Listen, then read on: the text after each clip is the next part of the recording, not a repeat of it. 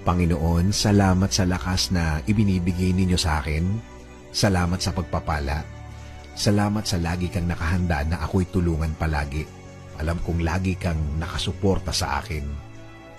Kahit ang nasa harapan ko ngayon, ang mga nangyayari ngayon, ang mga problemang nasa buhay ko ngayon ay hindi ko maintindihan. Kahit na ang tingin ko sa sitwasyon ko ngayon ay napakagulo.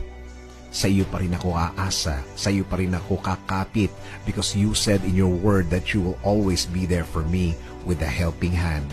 As a father to me, I thank you, Lord.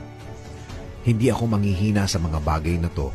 Hindi ako mawawalan ng loob, hindi ako matatakot dahil naniniwala ako na lagi kang andyan para ako ay sagipin sa mga problemadong araw tulad ng mga nararanasan ko, Panginoon. Alam ko, Lord, things will never be the same na ang lahat ng ito'y magbabago.